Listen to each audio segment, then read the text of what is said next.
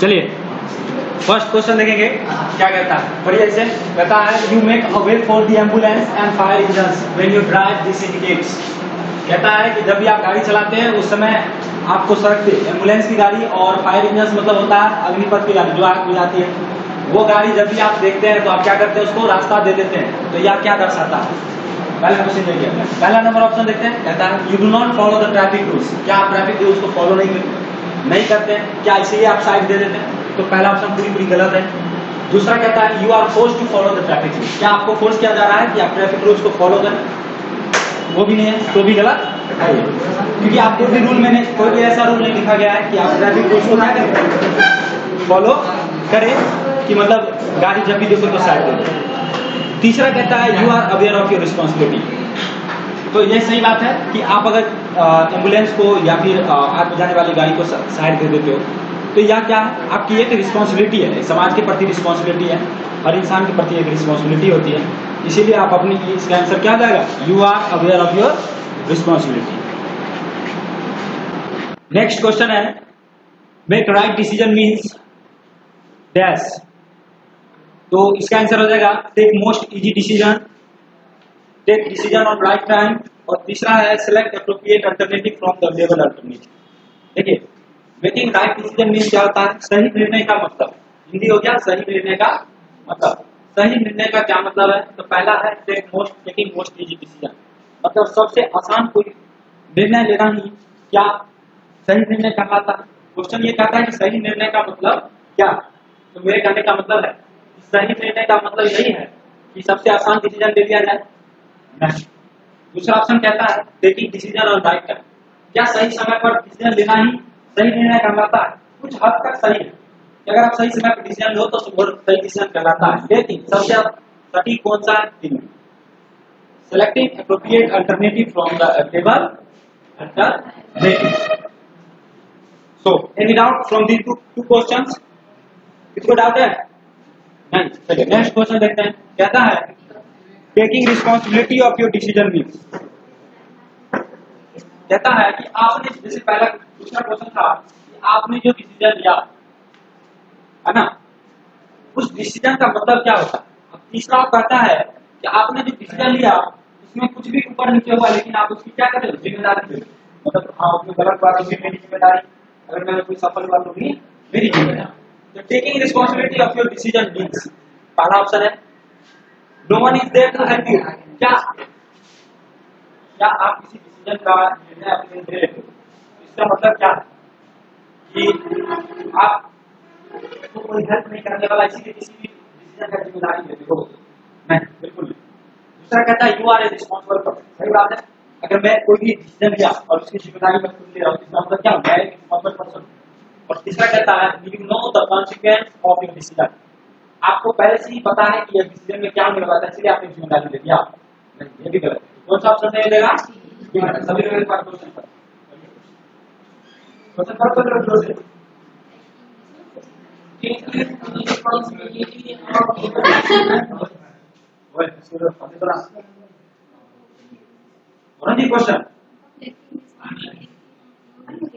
क्या लिखा हुआ? 3 नंबर क्वेश्चन पढ़ो तो आवाज आना चाहिए, पढ़ो लाड़ी पढ़ो तभी याद रहेगा। तुम लोग क्या बोझ खाने आए हो? पढ़ो जोर से, क्या क्वेश्चन? स्पीक लाउडली, आवाज नहीं आया, फिर से पढ़ो। फिर से पढ़ो जोर से, स्पीक लाउडली। नहीं पढ़ने आ रहा तो तक नहीं बोलोगे आगे बढ़ेंगे। बोलो जोर से, क्या लिखा हुआ है? अब आंसर पढ़ो, क्या लिखा है? क्या लिखा हुआ है? You are a responsible person. The next question is question number 4. कहता है कि when you want to make a better presentation, then you team members do you should. कहता है कि जब भी आपको एक अच्छा प्रेजेंटेशन बनाना है उस समय आप और आपके टीम मेंबर को क्या करना है? पहला ऑप्शन देखते हैं, think divergent on the topic. आपको जो टॉपिक मिला इसी टॉपिक पे क्या करना है, कुछ अलग सोचना, इसी को बेहतर करने के लिए कुछ अलग सोचोगे। ये बात सही है। देखते हैं दूसरा तीसरा क्या कहता है, फॉलो द अर्लियर प्रेजेंटेशन। क्या हमें अच्छा प्रेजेंटेशन बनाने के लिए क्या पीछे जो एक प्रेजेंटेशन बनाए थे उसी तरीके से बनाएंगे तो अच्छा हो जाएगा? नहीं, वो तो कॉपी पेस्ट हो गया। तीसरा कहता है ट्राई टू बी डिफरेंट। क्या हमको कुछ अलग ही कर लेना चाहिए? जैसे मुझे टॉपिक ये मिला, मैं तो उसको कुछ और ही कर लेना, तो भी तो गलत हो गया ना। तो सबसे सटीक आंसर क्या हो जाएगा? जोर से क्या होगा? क्वेश्चन करो पहले, क्वेश्चन क्या कहता है?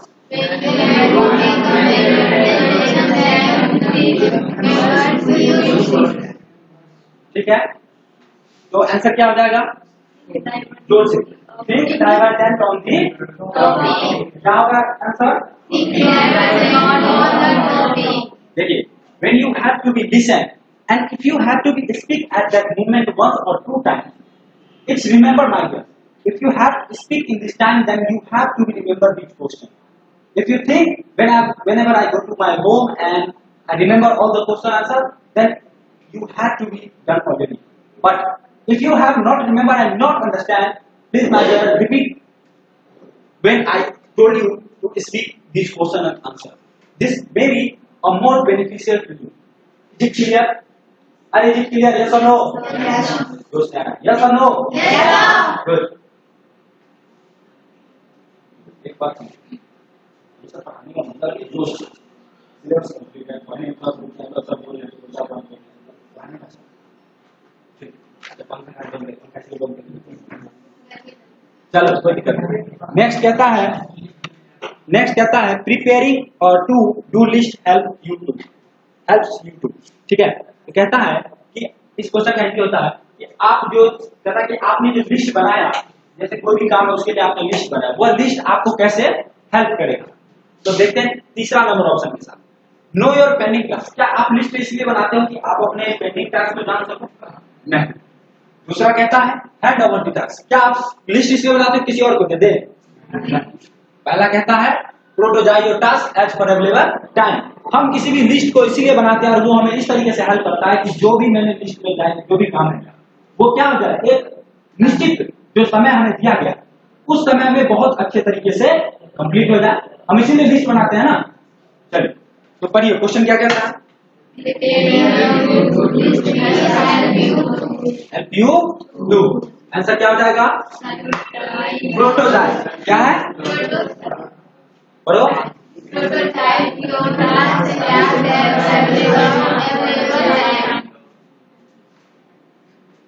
Prototype your task as per available time. This 5 question, any doubt anybody? No? Okay. Come to the next question.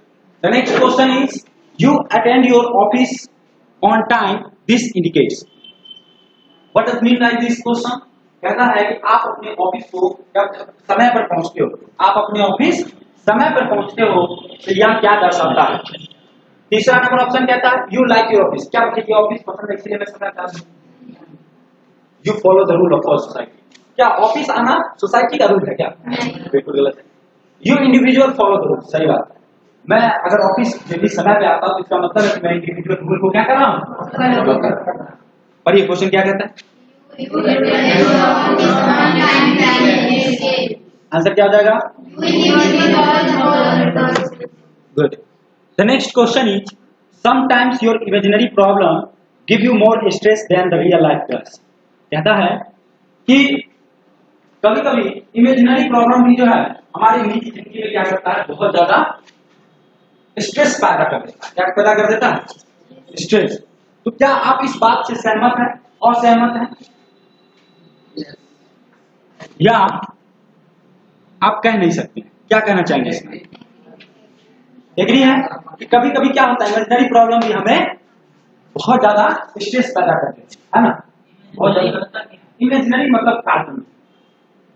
जैसे तुमने क्या क्या झगड़ा कर दिया, थप्पड़ मार दिया, अब वो बहुत एग्रेसिव पर्सन है, अब तुम ये सोच रहे हो कि आप मैंने उससे झगड़ा कर लिया, अब मेरे साथ क्या होगा नहीं होगा, झगड़ा के साथ क्या होगा, तो बहुत हो जाए ना। सोचते हो अपने में, अगर कहते हैं अपने में खीर पकाना है ना, मन में खीर पका दिया, ये हो जाएगा वही लगा। चलिए पढ़िए आंसर, क्वेश्चन पढ़िए सभी लोग।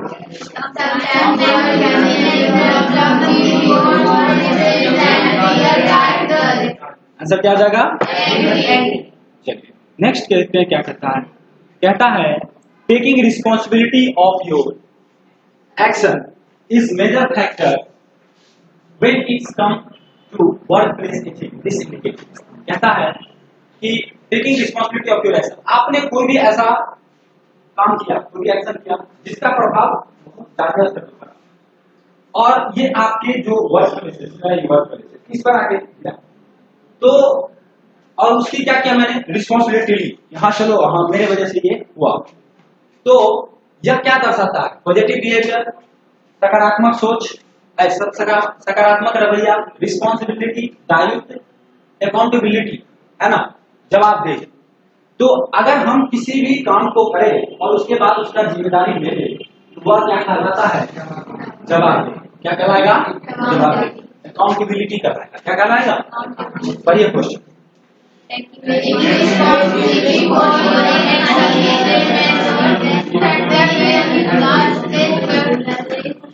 इथिक्स, दिस इज क्या कहलाएगा? क्या कहलाएगा? अब देखिए बहुत अच्छा क्वेश्चन कहता है, क्वेश्चन का आंसर कुछ नहीं, ध्यान से सुनिए। कहता है कि today the boss was upset with Jyoti because he believed that she had made a mistake in work.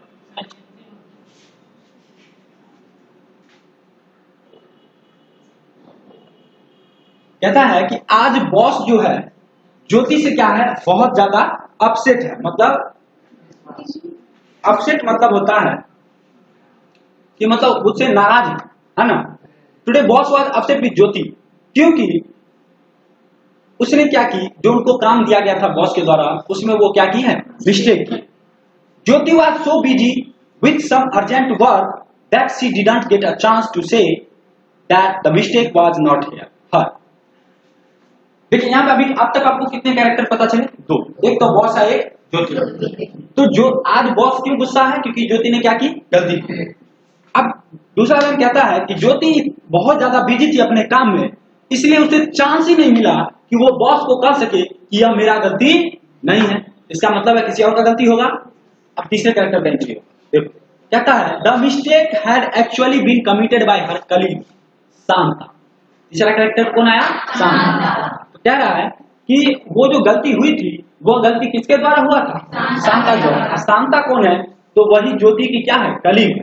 जैसे हम यहाँ पे हमारे संजीत सर क्या हुए, कलीग। वैसे तो हमारे गुरुदेव हैं, लेकिन अगर हम उनके साथ काम करते तो वो मेरे क्या हुए, कलीग। स्टूडेंट लाइफ में आप लोग के क्या हुए, आप लोग एक दूसरे के क्या हुए, फ्रेंड। क्लियर है? या बैचमेट, ठीक है। चलिए about 4 days pass and again Shanta did something wrong. चलो ये बात तो बीत गया। फिर 4 दिन बाद क्या हुआ कि शांता ने फिर से कोई गलती की and the boss notice the mistake, और बॉस ने फिर से क्या किया, उस गलती को पकड़ लिया। But Shanta didn't say anything, लेकिन शांता वहां खड़ा थी लेकिन वो एक भी शब्द नहीं बोली। So the boss told Jyoti that she must be careful in her. और फिर से बॉस ने किसको डांटा, ज्योति को, कि तुम अच्छे से काम पे ध्यान दो। Answer the following question, what should Jyoti do about this. देखो यहाँ पे 3 होता, पहला बॉस, दूसरा ज्योति, तीसरा शांता। बॉस सबसे ऊपर, बीच में मैनेजर, नीचे वर्कर। तो बॉस जो काम देता था ज्योति को, ज्योति किसको दे देता था, शांता को। शांता बार बार गलती कर रही थी, बात कौन सुन रहा था, ज्योति। तो अब देखिए, तो कहता है कि what should Jyoti do about this. तो अब ज्योति को इसके बारे में क्या करना चाहिए? गलती तो शांता का था, इसका था नहीं, तो ज्योति को अब क्या करना चाहिए? सिचुएशन दिया, देखिए पहला क्या कहता है। She should straight go talk to the boss and explain that both the times it was not her mistake but Santa's, and said that it was a wrong of him, told her responsibility for them. क्या ज्योति को directly boss के पास जाकर और सीधा explain करना चाहिए कि देखिए ये मेरा मिस्टेक नहीं है, ये शांता का है, और शांता को ये रिस्पॉन्सिबिलिटी लेना चाहिए। क्या ये बात सही है कि अगर मान चलिए कोई गलती हुआ तो डायरेक्टली बॉस के पास जाना चाहिए कि शांता के पास पहले जाना चाहिए? ज्योति को शांता के पास पहले जाना चाहिए, तो ये गलत हो गया सीधा सीधा। दूसरा ऑप्शन क्या करता है, Jyoti must first go speak with Shanta and make it very clear that already once she had taken the blame for her mistakes because she has been too much busy to say anything in her defense. ज्योति सबसे पहले क्या की, सबसे पहले उसको जाके शांता से बोलना चाहिए और क्लियरली बोलना चाहिए कि देखो मैंने तुम्हारा एक बार ऑलरेडी ब्लेम ले चुका हूं कि तुमने जो गलती किया था, लेकिन तुमने इसे फिर दोबारा किया है, लेकिन मैं बहुत ज्यादा बिजी हूं काम में, इसलिए मैं अपने डिफेंस में कुछ नहीं बोल पाया. But it had happened again, अगर ये दोबारा हुआ तो if were to happen one more times, अगर ये दोबारा हुआ एक और बार भी, तो she will be go and explain everything to the boss. अगर तुमने दोबारा एक दो बार तो की तो मैंने ले लिया, चलो ठीक है मैं बिजी, बट अगर आइंदा दोबारा हुआ एक बार तो मैं डायरेक्टली जाके किसको बोल दूंगा, बॉस को. तो क्या ये आंसर सबसे सही है? अरे ठीक है कि नहीं? तो आप दूसरों सब अब ये दोनों ऑप्शन समझने का कोई झंझट नहीं, समझाएंगे तो हो जाएगा, नहीं होगा. अभी देखो क्या कहता है, तीसरा क्या कहता है, Jyoti must do not anything. क्या ज्योति को कुछ नहीं करना चाहिए? दो गलती किया, शांता ने दो गलती की, तो ऑप्शन कह रहा है कि ज्योति नॉट डू एनीथिंग. क्या ज्योति को कुछ नहीं करना चाहिए? तो पहले गलत हो, ज्योति को करना चाहिए जो उसने दूसरे नंबर ऑप्शन में किया है. और तीसरा कहता है now Shanta must quickly go to the boss. इसमें फिर डायरेक्टली बोला है कि बॉस के पास जाने के लिए, ये भी ऑप्शन गलत है. 10 नंबर देखते, कहता है short term goal can be accomplished. जैसे शॉर्ट टर्म गोल, जैसे एक होता है लॉन्ग टर्म. जैसे मैंने आपको क्लास में आए थे, मैंने सबसे पूछा था कि बताओ गोल क्या, आपका गोल क्या. अरे पूछा है, तो वही पूछ रहा है कि बताइए शॉर्ट टर्म गोल क्या है. एक होता है लॉन्ग टर्म, एक शॉर्ट टर्म. शॉर्ट टर्म कहने का मतलब जैसे किसी को डॉक्टर बनना है, उसको पता है कि सबसे पहले क्या करना होगा, 12th बायोलॉजी से क्लियर करना, उसको नीट देना बाकी डॉक्टर है. तो मैं वही कहना चाह रहा हूँ कि शॉर्ट टर्म गोल को एकम्प्लिश, मतलब शॉर्ट टर्म गोल को पूरा करने के लिए कितने समय चाहिए. पहला इन अ शॉर्ट लाइफ. क्या शॉर्ट लाइफ होता है? इन अ ईयर. सही है. अगर 12th पास करना तो 1 में 2 साल में पूरा होता है. अरे होता है नीट निकालना तो 2 साल, मतलब कुछ सालों में पूरा होता है. क्या 1 मिनट में मेरा शॉर्ट टर्म गोल हो जाएगा? तो सबसे सटीक आंसर कौन सा है? नेक्स्ट देखते हैं, कहता है okay, anyone doubt in last 10 questions? 1 to 10 में किसी को doubt? Okay, come to the next question. Rakesh want to start earlier for his office, but he found that the tiffin was not ready. His wife was unaware of his schedule, for today was preparing the tiffin for as usual timing. Rakesh decided to take chapati with him, which were ready, and order the sabji from the canteen. How will we describe this situation? मैंने पढ़ लिया. Now listen carefully. कहता है Rakesh want to start earlier for his office. आज राकेश अपने office जाने के लिए बहुत जल्दी ही तैयार हो गया, but that the tiffin was not ready. उसका टिफिन क्या था? रेडी नहीं था. His wife was unaware of his schedule for today. उसकी वाइफ जो है वो उनके शेड्यूल से क्या है? अनअवेयर. मतलब जैसे राकेश क्या था, वो 7 बजे जाता था, तो आज कितने बजे रेडी हो गया? 6 बजे. तो वो 6 बजे ही जाने के लिए तैयार हो गया. तो लेकिन उसकी वाइफ को तो बताया नहीं था, उसकी वाइफ अनअवेयर थी. And was preparing the tiffin as per usual time. उसकी पत्नी जो थी वो अपने यूजुअल टाइम से 7 बजे के हिसाब से वो अपना खाना बना रहे थे. Rakesh decide to take the chapati. Rakesh ने डिसाइड किया कि चलो चपाती बन गया है तो रोटी ले लेते हैं. With him which were ready and order the sabzi from the canteen. और उसने सोचा कि चपाती ले लेता हूँ और कैंटीन से जाके क्या ले लूंगा? सब्जी. How will be describe this situation. आप इस सिचुएशन को कैसे देखते हैं? देखिए 2 ऑप्शन दिया. पहला कहता है Rakesh tried to manage the things in his own way and avoid the quarrel in the morning. Rakesh क्या करेगा? राकेश ने सोचा कि चलो अभी राकेश ने क्या कहता है टू मैनेज द, अपने हिसाब से वो मैनेज कर लिया कि ठीक है चलो आज हो गया तो उसको मैनेज कर लिया. और सुबह में झगड़ा ना करते हुए वो उसको क्या कर दिया, मॉर्निंग का जो मिला था वो लेके चला गया. इसका मतलब क्या हुआ कि वो सुबह में झगड़ा को नहीं करना चाहता है. इसका मतलब शाम में आएगा तो करेगा झगड़ा. तो ये गलत हो गया. दूसरा कहता है Rakesh try to manage the possible conflict by reducing the negative element of the situation and focusing on the positive element of it. ठीक है. कहता है राकेश को क्या करना चाहिए? मैनेज करना चाहिए जो भी पॉसिबल कॉन्फ्लिक्ट है, जो नेगेटिव एलिमेंट है, जैसे सब्जी नहीं बनाते, सब्जी नेगेटिव एलिमेंट है, उसको हटा देना चाहिए. टिफिन काहे नहीं रेडी हुआ, नेगेटिव एलिमेंट है, उसको हटा के और उसको फोकस करना चाहिए पॉजिटिव एलिमेंट. जैसे जब रोटी तो बना रहा, रोटी लेकर खा. तो ये सबसे सटीक आंसर है कि नेगेटिव एलिमेंट को क्या करना चाहिए? रिड्यूस करना चाहिए. आपके साथ भी कभी ऐसा सिचुएशन हो, कोशिश करो नेगेटिव एलिमेंट को जो है उसको ले लो, लेके निकल. क्लियर है? नेक्स्ट कहता है you delay the expected action on the things you have planned, this indicates lack. कहता है कि आपने कभी कभी क्या करते हो, आप कोई ट्रिप बनाते हो, उस ट्रिप पर जाने के लिए आप जो समय बनाते हो उस समय में आप हमेशा लेट आते हो। जैसे आपने आपका टाइमिंग है यहाँ पे, आप यहाँ पे टाइमिंग से हमेशा आधा घंटा 1 घंटा लेट आते हो, तो कहता है कि यह क्या दर्शाता है, पहला you don't like those activity, क्या आपको कंप्यूटर क्लास आना अच्छा नहीं लगता है इसलिए आप हमेशा डिले करते हो, कुछ हद तक सही है लेकिन ये निगेटिव पॉइंट है, तो ये गलत होता है।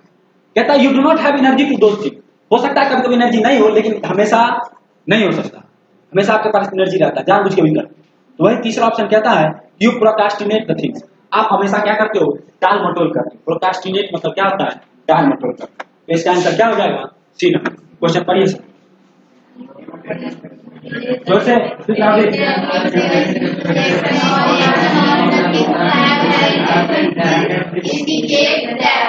फिर से बोलो, यू डिले द एक्सपेक्टेड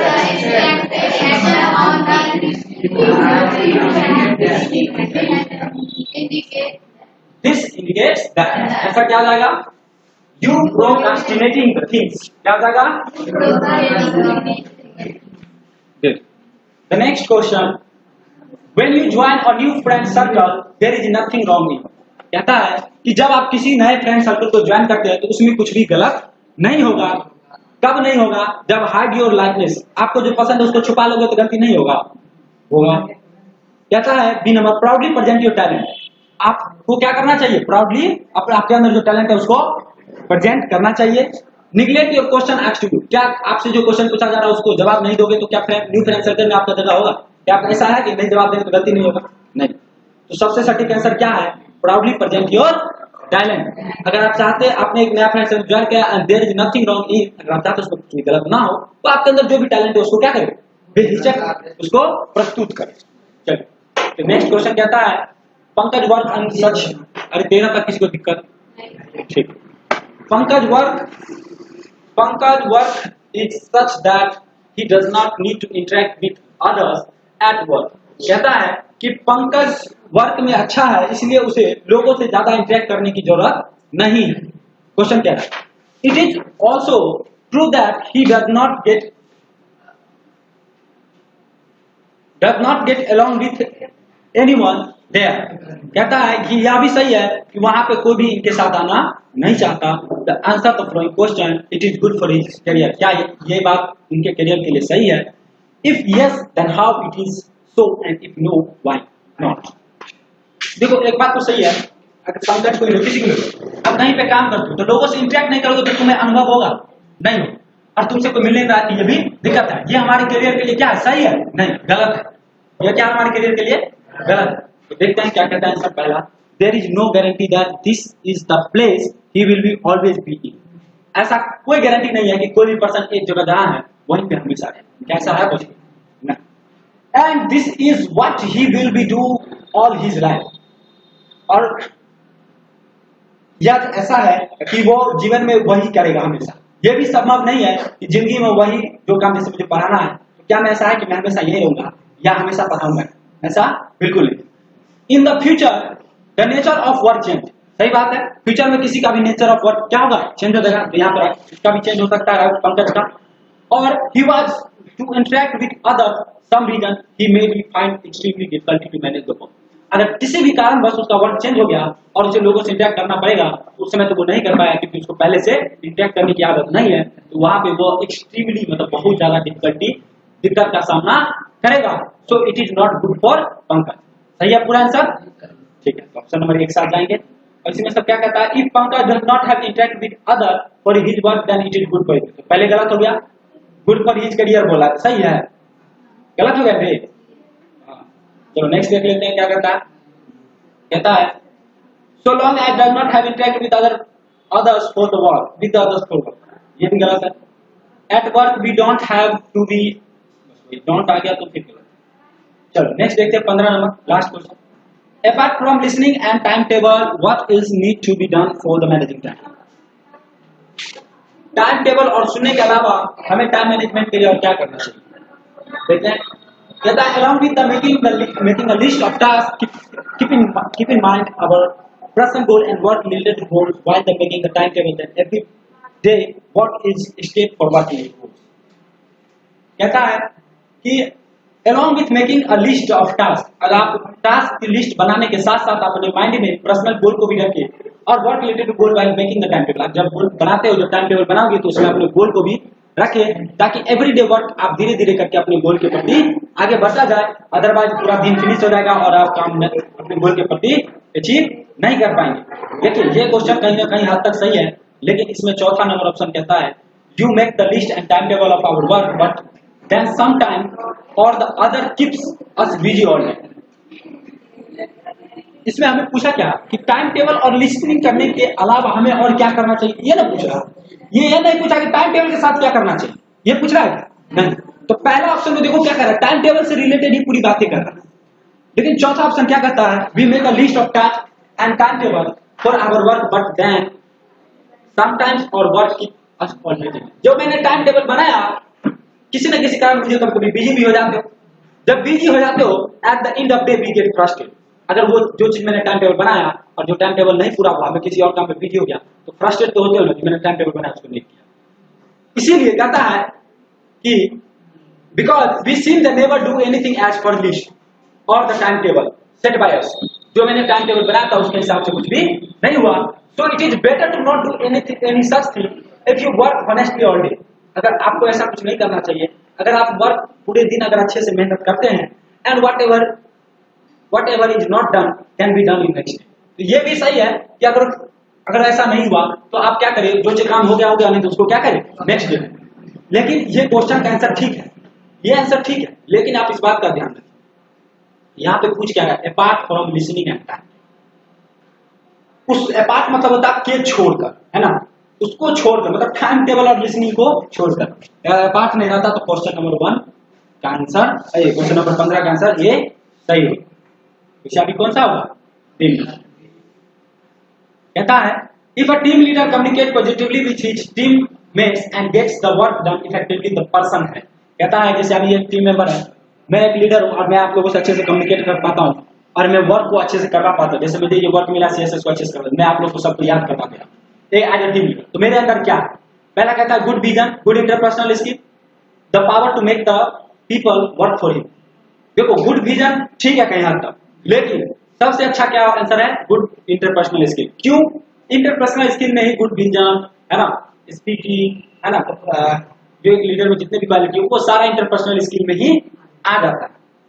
और ये तो तीसरा मतलब पूरी गलत है, the power to make the people forward. क्या मेरे पास पावर है इसीलिए क्योंकि मैं लोगों से काम कर पाता हूं, क्या ये बात सही है? 17 नंबर कहता है spending some time in your planning your day. आप अपने दिनचर्या के कुछ समय क्या करते हो, प्लानिंग करने में बिताते हो। या क्या वेस्ट ऑफ टाइम है, क्या ये वेस्ट ऑफ टाइम है? गलत। Good as enable to utilise the available time productively, enables you to utilise the available time productively. अगर आप अपने दिनचर्या के कुछ समय टाइम टेबल बनाने में लगाते हैं, प्लानिंग करने में लगाते हैं कि आज मैं सुबह उठूंगा, 4 घंटे कोचिंग करूंगा, ये करूंगा वो करूंगा, तो यह क्या है, आप अपने समय को बहुत प्रोडक्टिविटी करके और बहुत अच्छे तरीके से अपने फ्यूचर को देख रहे हो, समझ रहे हो, इसीलिए आप कर नॉट रिक्वायर्ड डू योरसेल्फ। क्या ऐसा जरूरी नहीं है? नहीं, जरूरी है। क्लियर है सबको? चलिए 18 करते हैं। कहता है in presentation you should accept the different people और different views this show your. कहता है कि एक प्रेजेंटेशन में आप क्या करते हो, अलग अलग लोगों के अलग अलग विचार सुनते हो। यह क्या करता है, क्या दर्शाता है, ओपननेस ऑफ क्रिटिसिज्म। क्या आप क्रिटिसिज्म को खुलेपन से अपनाते हो क्या? इसीलिए नहीं, ये गलत है। पोलाइटनेस, क्या आपके अंदर पोलाइटनेस है इसीलिए आप किसी के पॉजिटिव और नेगेटिव फीडबैक लेते हो? नहीं। सबसे अच्छा सबसे सटीक आंसर कौन सा है? Positive attitude and positive acceptance of critical feedback. आपके अंदर क्या है? Positive attitude and positive acceptance of critical. जितने बुरे से बुरे बातें हो उसको पॉजिटिव तौर से आपको लेने की क्षमता है, इसीलिए आप डिफरेंट लोगों के डिफरेंट व्यूज को सुन पाते।